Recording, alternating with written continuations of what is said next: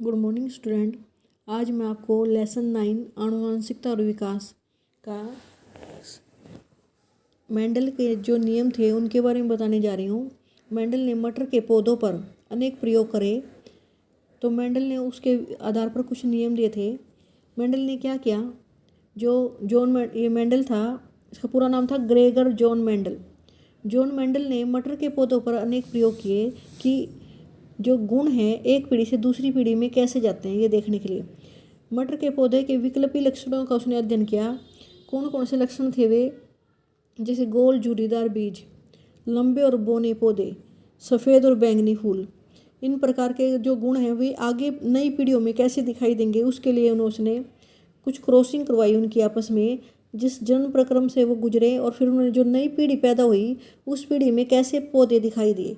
उसके लिए पहले उसने क्या किया, कुछ लंबे पौधे लिए और कुछ छोटे, और फिर उनमें क्रॉसिंग करवाई।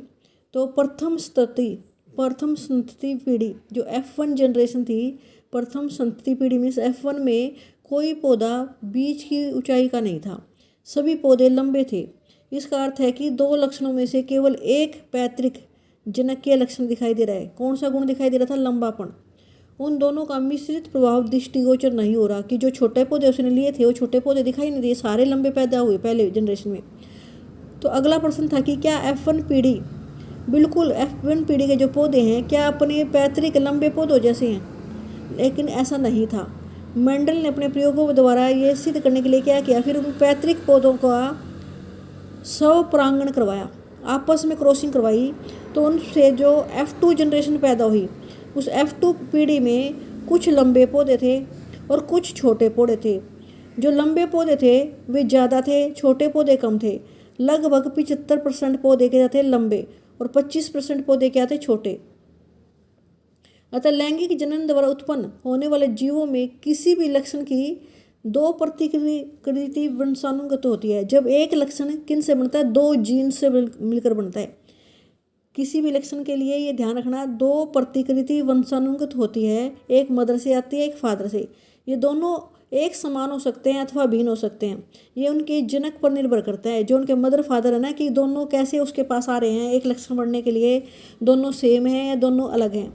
उदाहरण के लिए जैसे हम यहाँ देखें, जो मेंडल है उसने क्या किया, दो लंबे पौधे लिए जिसे टी कैपिटल टी से दिखाया। जो कैपिटल है ये प्रभावी लक्षण को दिखाता है कि प्योर टॉल पौधे, बड़े लंबे पौधे, और जो छोटे पौधे हैं उनको उसने प्योर टी स्मॉल टी से दिखाया, बौने पौधे।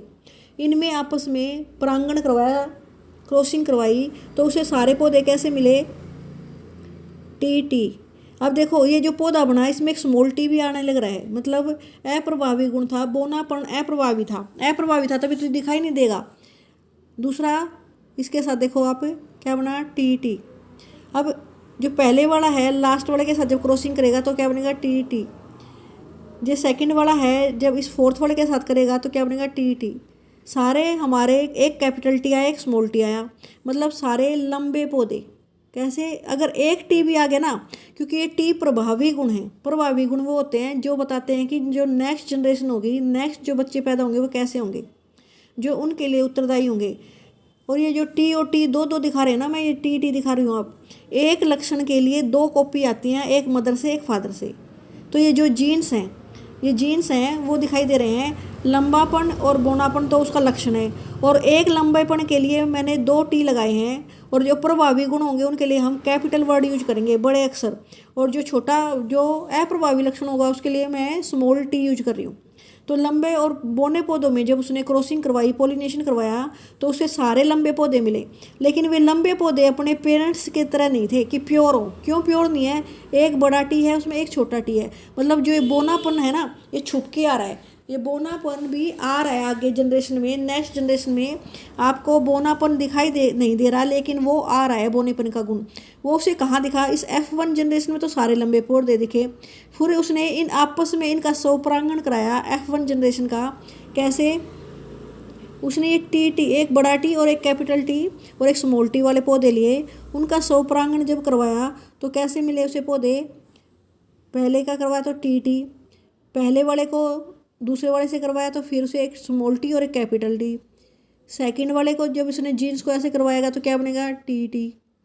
और जो फोर्थ प्योर, इसे प्योर बोल रही हूँ ना मैं, प्योर मीन्स प्योर बोना, बिल्कुल दोनों में स्मॉल टी है। जब आइडेंटिकल एक जैसे प्रतिरूप आएंगे तो उनका गुण दिखाई देगा, तो ये बोना पौधा है। और जो ये है बड़ा लंबा पौधा है, और ये दोनों पौधे भी लंबे हैं। क्यों, इनमें एक कैपिटल टी आया हुआ है। जो बड़ा टी है ये प्रभावी लक्षण है, ये दिखाई देगा, और जो छोटा टी उसमें होते हुए भी दिखाई नहीं देगा, इसे अप्रभावी लक्षण बोलते हैं। तो 3 पौधे लंबे और 1 पौधा छोटा, ये उसने 2 पौधे नहीं लिए थे, उसने 100 पौधे 1000 पौधे ऐसे लिए थे। तो इसलिए इसे रेशियो में दिखाते हैं कि 3:1, मतलब 3 भाग बड़े पौधे और 1 भाग छोटे पौधे। अगर मान लो 100 पौधे लिए तो 75 पौधे लंबे और 25 पौधे छोटे। अगर 1000 पौधे लेगा तो 775 पौधे लंबे और 225 पौधे छोटे। इस तरह से उसने रेशियो आई।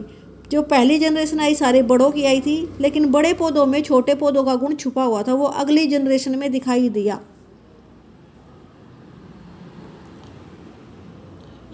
इस व्याख्या में टीटी और टीटी दोनों ही लंबे पौधे हैं। ये हम देख चुके हैं पहले कि इस व्याख्या जो हमने व्याख्या बताई, टीटी और टीटी दोनों लंबे पौधे हैं। केवल जो स्मॉल टीटी बोने पौधे हैं, इसमें एक टी की प्रति ही का बहुत है एक लंबा पौधा बनाने के लिए। अगर एक कैपिटल टी आ जाता है तो लंबा पौधा बनेगा।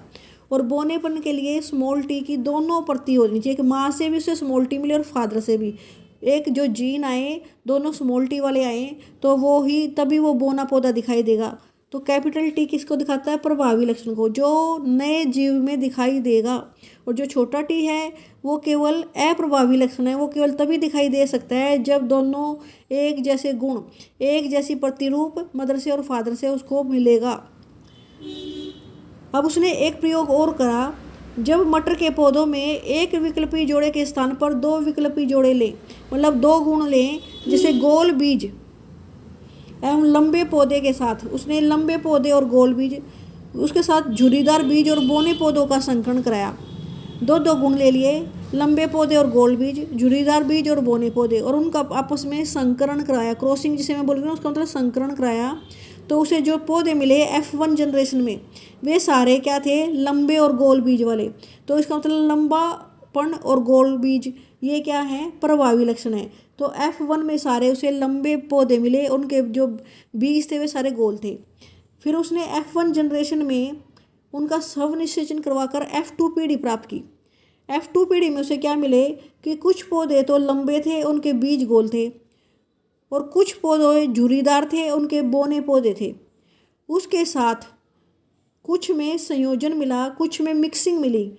कुछ पौधे थे तो लंबे लेकिन उनके बीज झुर्रीदार थे, कुछ पौधे थे बोने पर उनके गोल बीज थे। इस प्रकार से मिक्सिंग वाले पौधे भी मिले।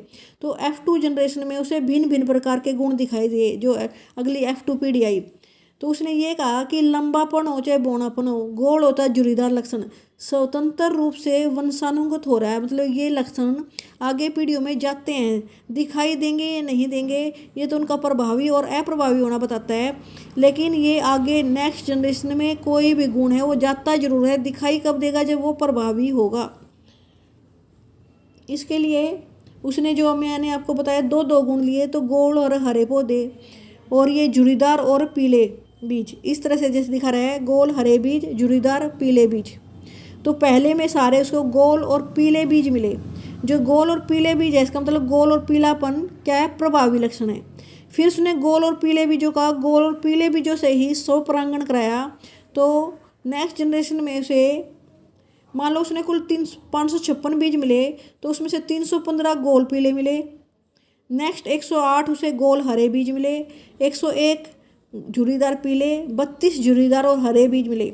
और इनकी अगर हम अनुपात निकाले तो 9:3:3:1 इस तरह से रेशो थी कि 9 भाग 1 रंग के, 3 भाग 1 के, और 3 1 के और 1 1 का। इस तरह से उसे क्रॉसिंग करवाने से बीज मिले। उसने मेंडल की यही फायदा वो था कि उसने इतने ध्यान से इन बीजों को गिना, हर एक का रंग, हर एक लक्षण कितना कितना कहाँ कहाँ गया है, उसको हर एक लक्षण को उसने काउंट किया। हर एक पौधे में हर एक लक्षण को काउंट करके लिखा, और उसी के कारण वो कि लक्षण कैसे वंशागत होते हैं, एक पीढ़ी से दूसरी पीढ़ी में कैसे जाते हैं, तभी वो बता पाया।